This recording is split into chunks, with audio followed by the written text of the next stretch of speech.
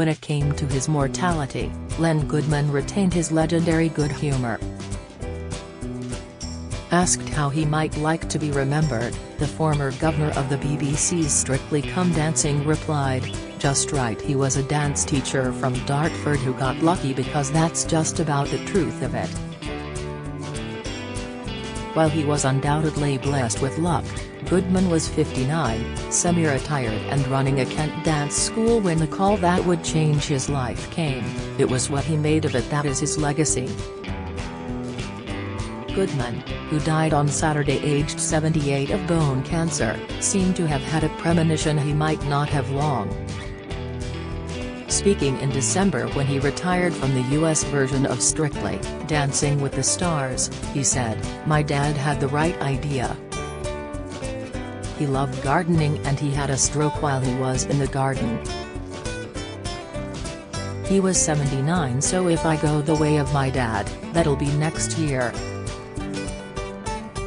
He was due to celebrate his 79th birthday today, but died at a Kent hospice after having realized his ambition to become a star. Back in 2004, he was still tap dancing around a crossroads in his life, wondering whether his chance had passed him by. After retiring from competition in his 30s, he founded the Goodman Dance Academy in Dartford. It was flourishing and his judging at international dance competitions was respected. He was slim and as fit as ever, but, despite being crowned British Ballroom champion 4 times, he hadn't made it as a star in the mold of his idol Fred Astaire. Rumours were circulating that the BBC was planning a dancing spectacular with celebrities partnering professionals to see how they fared under the spotlight. When friends and colleagues asked if he had been approached, he lied, claiming he'd turned an offer down as it wasn't his cup of tea. Then when Izzy Pick, producer of Strictly Come Dancing, finally called him, he jumped at the chance to join the panel and work with the legendary Bruce Forsyth. "Izzy got me to do a commentary on some couples dancing on a video and she seemed to like my slightly off-the-wall criticism," Goodman recalled.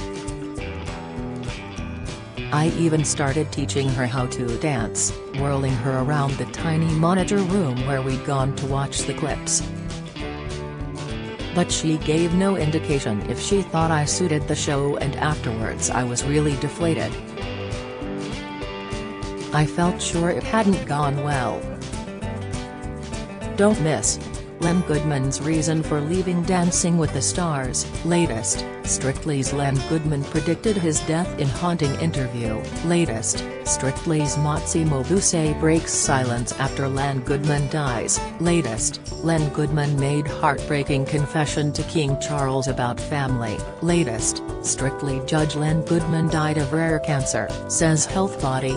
Latest, Queen Camilla responds to Len Goodman's death. Latest, Len Goodman dead, updates and tributes after star dies aged 78. Latest, when she offered him a job a few days later he leapt for joy, nearly bashing his head on the ceiling. "Here I was, about to enter my 60s, starting out on a whole new adventure and my first big job on TV. Not bad for the grandson of an East End barrow boy and somebody who had never wanted to be a ballroom dancer in the first place," he wrote. He was being paid £1,000 a show in the early days, the most he had ever earned. That would rapidly rise as Strictly became one of the mainstays of British TV and was exported around the world. Goodman was born in Kent in 1944. His father Len was an electrician and money was tight as they grew up in a 2-up, 2-down in Bethnal Green, East London. His mother Louisa felt comfortable living with her parents in the overcrowded house, but there were strains. His grandfather, fruit and veg seller Albert Eldridge, pawned his watch to buy stock for his market barrow, which he pulled along, sometimes with his grandson sitting on the top. Eventually Albert got a horse and then a shop, and Goodman was kept busy cleaning the stock of fruit and vegetables. In 1950, when he was 6, his parents moved to a semi-detached house in a nice neighborhood on the Kent coast where the family ran a greengrocer's shop. But his parents began arguing. Eventually, his father packed up a suitcase and left, leaving him a note which read, "Please don't think my love for you has changed or anything. It's just that your mum and me can't live together." As a teenager, Goodman was more interested in sport than dancing. "When I was 14, some of my school friends started going to the Court School of Dancing in London," he recalled. "I never fancied it much, being more interested in playing football and running. My mate Pete Dawson was always on my case about it. Len, you'll love it, you really will. You'll meet girls." In the end I agreed reluctantly to try it out. "I found the whole thing very nerve-wracking." Eventually, however, as the weeks went by and I got to grips with the dancing, my confidence grew and I plucked up the courage to start asking different girls to dance. One of the highlights of the night was a "Kiss Me, Excuse Me" dance. This was when your partner and you danced together and a boy could come over and tap you on the shoulder and say "Excuse me" and take over your girl. You kissed the girl goodbye and went off to find a new partner. It was the modest beginnings of a career that would eventually win him titles such as Duel of the Giants, British Rising Stars, the British Exhibition Championships, 4 times, and the World Exhibition Championships in the early 1970s. Although he enjoyed dancing, there was never any grand plan to turn professional. At 15, his head teacher told him, "Goodman, you will always be a failure." After school, he was apprenticed as a welder at the Harland and Wolff ship repair yard in North Woolwich, London, but by his late teens it was clear his fortune could be made on the dance floor. He started winning competitions and was becoming known on the circuit. The work ethic instilled in him as a boy was paying off. Strong and muscular, but light on his feet, he kept his back straight and his chin high. When he was in his late 20s he won the British Championships in Blackpool. His hero was Fred Astaire. When Fred got to Hollywood he was sent a note after his first movie audition that said "Can't sing, can't act, going bald, but can dance a bit." And he still became a huge star, Goodman remembered. "In my case, my dance teacher Nina Hunt said I was like an oaf after she'd seen me dance.